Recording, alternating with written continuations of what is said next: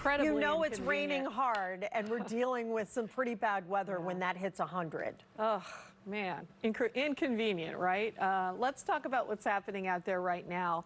Now, the rainfall rates have slowed from where they were last night. I mean, it was absolutely pouring last night and early this morning, and then we had the wind to deal with. Well, the wind advisories are expired, so that's not going to be a huge issue today. 48 degrees is the current temperature as you head out the door. Touch mark of the West Hills camera really actually showing a bunch of rain streaks. That's what's going on. As we are still seeing steady rain focused in our area. In fact, you can actually see here where the atmospheric river is focused because it has the highest rainfall rates in those areas. So anywhere where you see like 33 hundredths of an inch of rain per hour, that's up in the Cascades here, and like about 3/10 of an inch with those rainfall rates. So it's really pouring here. Not as bad in Portland, slowing down here in the last few hours to maybe 1/10 of an inch per hour. But what this means is steady rain continues during the day today. May not be as heavy as it was this morning, but it could be heavy at times into the afternoon, because here's round two coming in for the rest of the day. Much of this moisture focused at our region.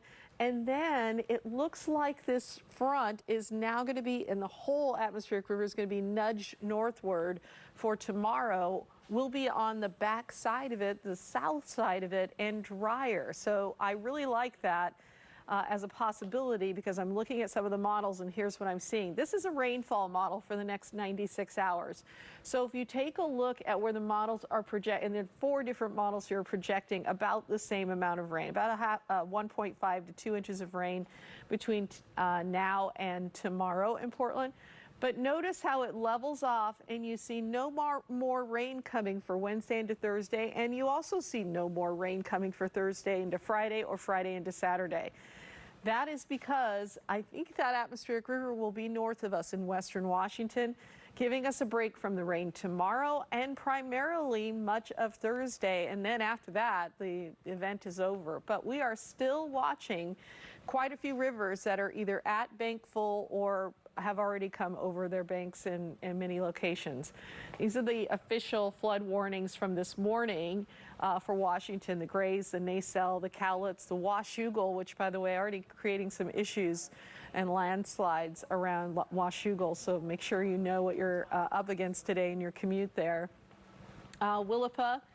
And then in Oregon, it's the Wilson, the Halem, Johnson Creek, which you've already heard about, and the Salette. So please do not drive through flooded roads.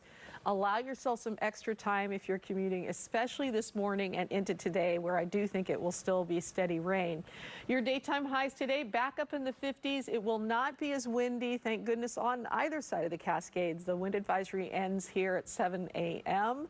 if that's on your phone and you're watching us east of the Cascades. Here's a look at the 7-day. I still put the alert boxes up here because of the river still rising. A lot of them, though, will start to recede today, tomorrow. And then Thursday into Friday, I really think we'll start to see an end to all of this. This weekend, most of it might even be dry. All right, Rhonda, thanks. Let's